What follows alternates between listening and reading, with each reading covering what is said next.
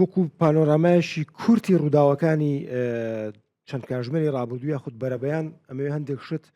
هەمبیر ئێوە و بینەرانی ئازیزیش بخەمەوە کە درنگانی شەو یاخود بەرەبەیانی ئەمڕۆ لە کەرەج لە قوم لە ئەسفەهان هەروەها لە باشووری تارانیش هێزەکانی ئاسمانی ئیسرائیل بۆردوبانی کۆمەڵێک پێگە و بنکەی بارگای سەربازی سوپای پازاران و هەندێک وێزگەی ئەتۆمیشی کردووە چ لە کەرەج لە قوم لە ئەسفەهان هەروەها لە ناوەڕاستی تاران و هەروەها لە باشووری تارانیش وە سوپای پازارانیش ڕای دەگەێنێت کە فڕۆکەخانەی بنگۆریۆنیان کردوتە ئامانج ئەو فڕۆکەخانەی کە وەکو باسم کرد لە 16 ئەم مانگەیە واتە 3 ڕۆژ دوای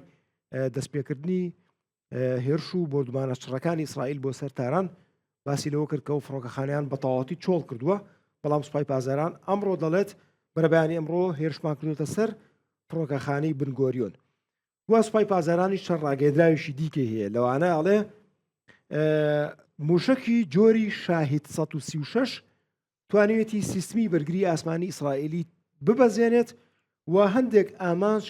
لە ناو تەلئەبیب و چواردەور و محیطی تەلئەبیب بپێشێت و ئیسرائیلیش دەڵێ فەرماندەی دوی لیوای درۆنەکان کە ناوی ئەمین فەرجۆتخیە لە ئەهواس لە ناوەڕاستی ئەهواس کراوەتە ئامانج وەروە ئیسرائیلیش ڕاگەیەندراویشی تری هەبوو ئەم بەیانیە لەسەر ڕووداوەکانی چەند کاتژمێری بەرەبەیانی ئەمڕۆ ئەڵێ زۆرینەی ئەو موشەکانەی کە لەلایەن سەکۆ موشەکەکانی ئێرانەوە ئاراستەی ئیسرائیل کراوە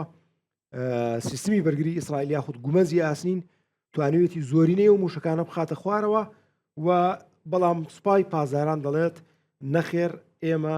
هەندێک لە موشەکەکانمان توانیوانە ئەم سیستمە ببەزێن و هەندێک ئامانج لە ناوچە جیاوازەکانی تەلئەبیب پێکن لە ناوچەی سالارەی قوم ئەمێ ئاماژەبەوە بکەم سوپای پازاران دەڵێ هەندێک شوێنی مەدەنی شوێنی نیشتەجێبوونی هاوڵاتی بێچەک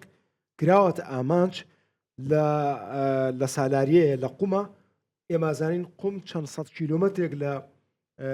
وێزگەی ئەتۆمی فۆردۆ دوورە چنوور